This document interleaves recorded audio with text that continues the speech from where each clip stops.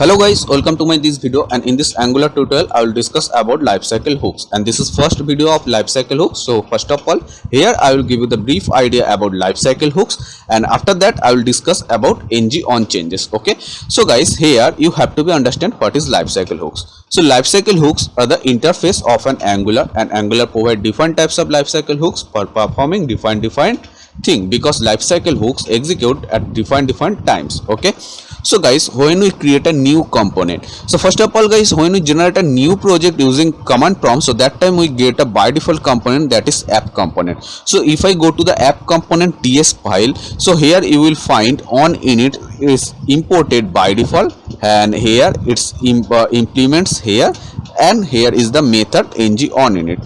So ng on init comes from on init. Okay, and what is on init? So on init, it's the parts of lifecycle hooks. So when we generate any component from command, so that time we get by default on init and with ng on init method.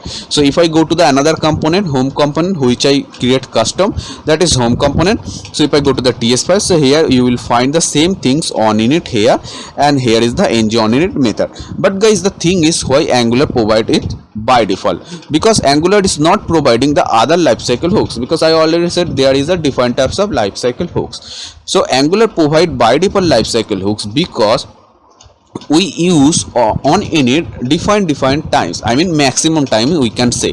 Like suppose in JavaScript and jQuery, when we want to execute something on load, so that time we write document.ready or window.load as per scenario. But guys, in Angular we don't write document.ready or window.load, we use ng on init for doing that same thing. Okay, so in on init, and you know guys, in a application how many times we use onload and document.ready. So in Angular we don't use that, so it's we need it ng on it maximum times. Or suppose it's coming any HTTP request from the server, so that time we do the same thing inside this ng on it also. And in an application, every time we interact with server, so that means on init it's very important thing. So that's why Angular provides these lifecycle hooks by default, but it not mean that there is not other lifecycle hooks. Other lifecycle hooks, it's still in Angular. Okay, so first lifecycle hooks it's come, that is ng on changes, and it's execute before ng on init. So you understand, when ng on changes execute, ng on changes execute before ng on init, right? So that is the thing. And now guys, you have to be understand when we can use ng on changes. So ng on changes, here we can use. Now I will give you the definition. Okay, so that definition is not documented in any other Angular official site. So after getting the logic, so here I'm trying to explain the definition. So guys, ng on changes, when suppose if I change any data from input field, I mean if I bound any data from input field and that is parent to child, so that time ng on changes it's called. So now guys, after this definition maybe you are getting confused, but guys, when I will show the practical, so it will be more clear, and I hope you will not be any doubt about ng on changes, right? So guys, I already said parent to child input field. So suppose guys, here I have open app component HTML and home component also. Okay, so now guys, I will do one thing. I will keep it home component as in child component of app component. That means app component will be the parent. So after that it will be easy to explain ng on changes. But before that guys, I said another thing, when we change any data or we bound any data from input field, so first of all we have to be do one thing, we have to be create a input field in our parent component, that is app component. So now I didn't use app component as a parent, but after that I will use that. You just follow my step, then it will be clear. Okay, so here I will write a container. So container is not a part of that, but for the adding some space in left and right, I used container. Okay, and here now I will create a input field. So input type is text. Okay, and this is very simple thing. Input type is text, and now save. So what it will be happen if I open, so you will find here a input field. So that means guys, when I will change any data in this input field, so that time, and if this data it's changed, I mean this data, I mean whatever I will type in this input field, so that thing, if it is detect in this child component, or I bound this data, so that time ng on changes is called. I think now it's little bit of clear, but after that it will be, everything will be clear for you. Okay, so now here I will do one thing. I will write a template defines variable. So variable name is id, and if you don't know what is template defines variable, so you can watch my other tutorial, and I will now I'm assuming you know about that. So here I will create an event. So event is key up, that is the event, and here I will write a method name. So the function name is, we call it function or method, whatever. So the name is my function and parenthesis. So this is the syntax for defining a function. And here now when I will type in this input field, so that time I need the value, because this value I will change in a child, I mean I will just communicate in this child component. Okay, so what I will do, so this id, this is template defines variable. That means this template, it's a reference, id is the reference of this input template. Okay, so now here if I use this id, so that time I will get this input, all the thing, because this id is the template defines variable, it's a reference of this template. Okay, so now I don't need all the input things, I need only the value of this input.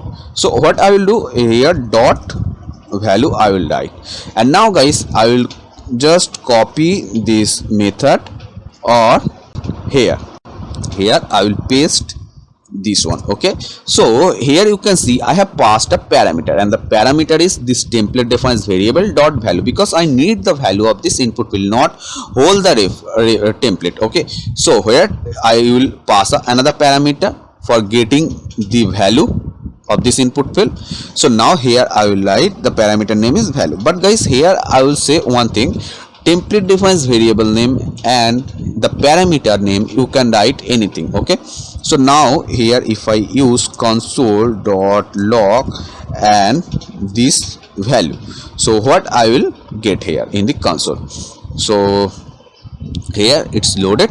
And now here suppose if I type anything, so what I'm typing in this input field, so you can see in the console I'm getting that value. Okay, so here you can see, because here I'm getting the value here using this id dot value. But suppose I would not write here value, so that time you will find all the input thing I will get when I will change anything. So now here suppose if I write anything, so here you can see all the input thing I'm getting here, but I don't need that, I need only value, because I will bind this value in our child component, that's why. So now what I will do, I will come here, and this home component I have to be used as a child component. So what I can do here, just I will copy this one, this selector name, again I'm showing here selector name, and here I will paste. So now that means app is the parent component and this home component is a child component, because home component I called inside this app component. So now if I show here, you can see here is nothing, because inside this home component there is nothing. But now here if I write container is, you know, it's adding for some space in left and right. And now suppose if I write anything hello, so you will find here also hello, because when app component is calling, so that time child component it's loaded also, because I called inside here. Okay, so now it's clear also, that is home is the child component of app component. Okay, and app is the parent component. So that is okay. Now what I have to be do, so I have to be create a input decorator, because guys when I will send data from parent to child, so that time we use input decorator. So if you don't know what is input decorator, so you can watch my other tutorial, there I have already discussed about input decorator. So now what I have to be do, so now ng on changes, it's called when we bound any data from input field and that data changes will be detected in our child component. So that time it's called. So what I have to be do, so this value, when I am getting this value from input field, so that value I have to be sent in our child component. So how I can do that?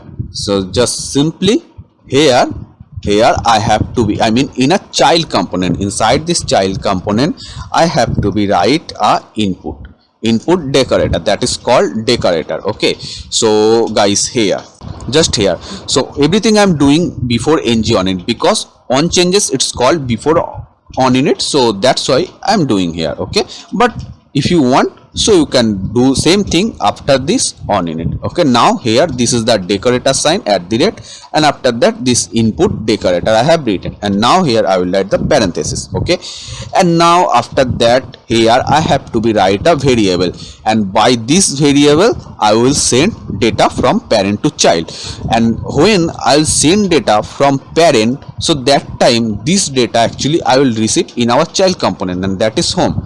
So that's why input decorator I am using in our child component. Okay, so now here I will write a variable that is called my input. So this variable name you can write anything, and here I will set a type that is any. So why I have set a type? Because this is TypeScript, so without setting a type we cannot do anything. So I have written the type is any means anything, because in this input field here I can send a number, I can send a string value, whatever. So that, and when I will receive this value, so I cannot define particular things, number or string. So that's why I have written any means I can receive in this my input variable whatever it will be sent from parent component, right? This is done, and now this input field, so this my input, this is the variable, so I will bind here.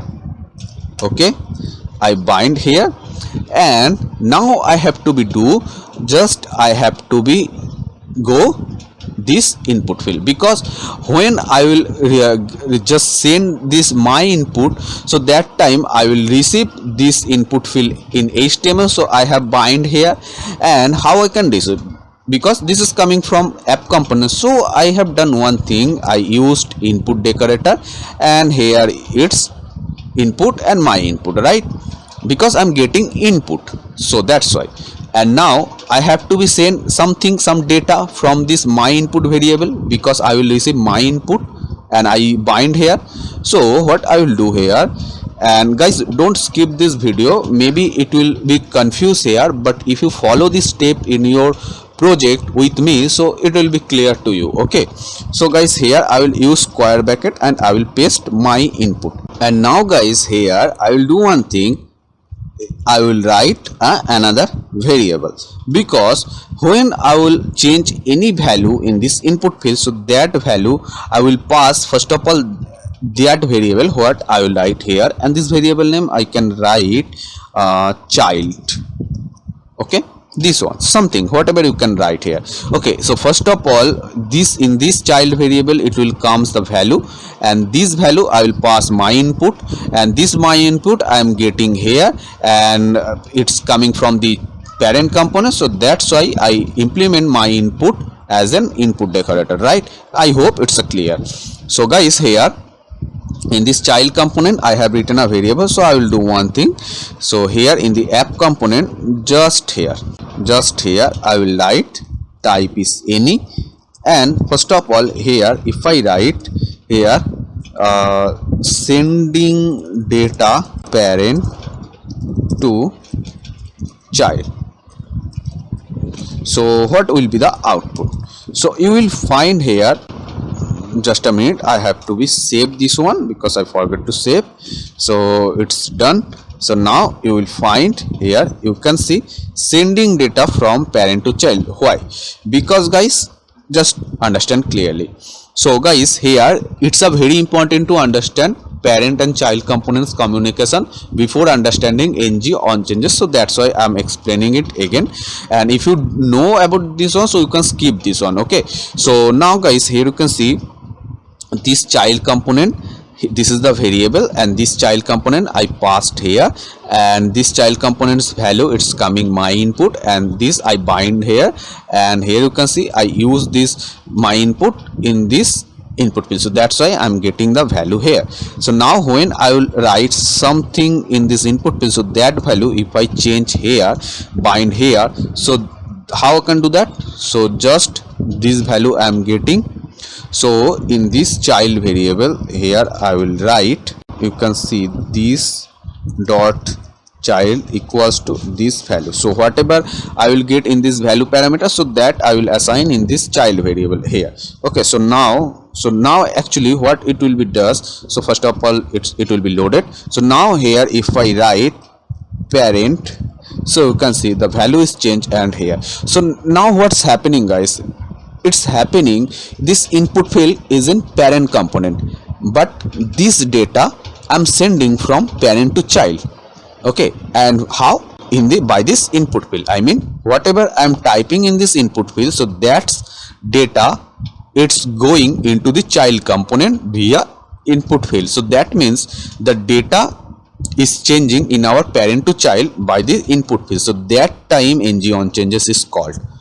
I hope now it's clear, and if you didn't skip my this video, so you will be understand that why I have shown the parent to child components relation. So now guys, here I didn't show ng on changes, so now I will implement ng on changes and you will be understand.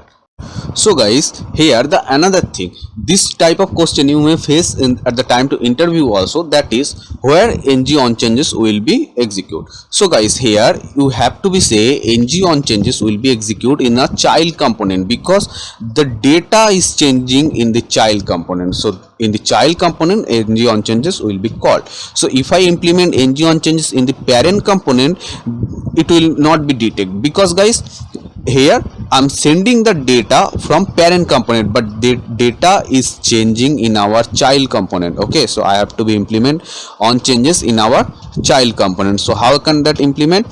So just simply here I have to be import on changes, this one, right? And now here I will copy this method, and before on init I will write here, because on changes it's called before ng on init, and here ng. So just you have to be notice, you have to be write ng, otherwise you will get an error, this one. Okay, it's very simple. And the another thing, now ng on changes, it takes a parameter. So parameter called anything, you can write any parameter name.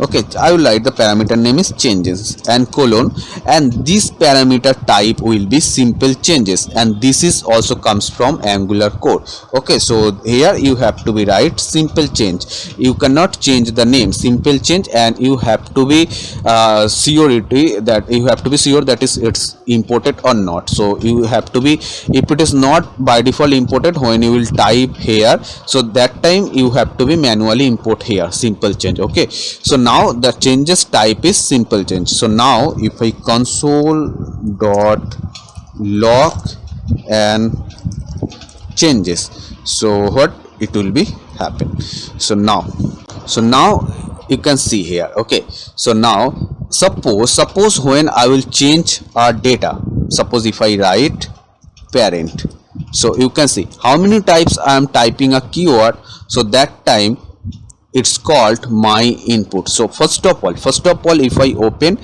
my input, this one, so here you will get some object property, that is current value p, first change false, okay, and previous value sending data from parent to child, because by default here I added a data sending data from parent to child, so that's why it's showing previous value, this one. Suppose if I make it blank previous value, so what it will be happen? So you can see if I write here any key, suppose p, so if I open this object, so here now you can see previous value is blank, because here previous value I have written in this child variable, that is blank, so that's why, right? So now this one I will save it, and now here I will show, that is if I type here p, so here you can see previous value is this one, and after that current value is p. And now I will remove this one. Now if I type a, so you can see here, you can see previous value is p, because now previous value is p and the current value is p and a, you can see. So now when I'm changing any data from parent to child and that data is changing by input field, so that time ng on changes is called, right? I hope it's clear. So now ng on changes it's called before our on init, right? So you can see, so by default here this data. So now how I can understand it's called before on init? So that time in the child component, suppose inside this ng on init, if I write console.log and I am ng on init, right? So now save. So you can see which one is called first. It's called this one. You can see this on changes it's calling first, and after that ng on init, you can see. Now it may comes the question in your mind, that is, maybe I have implemented this ng on changes before ng on it, so that's why it's calling first, but actually not. If I cut this ng on changes from here and if I paste it after ng on it, so that time also ng on changes it's called first of all and then ng on init, right? But when it's calling, it's loaded first of all. Just you have to be here also the clear understanding that it's loaded first of all. Actually it's not calling, it's loaded ng on changes first of all, right? But when it's calling, when I will change any data, you can see any data in input field, and this data is detecting in our child component. Here you can see, here it's detecting b, you can see it's b and it's called here.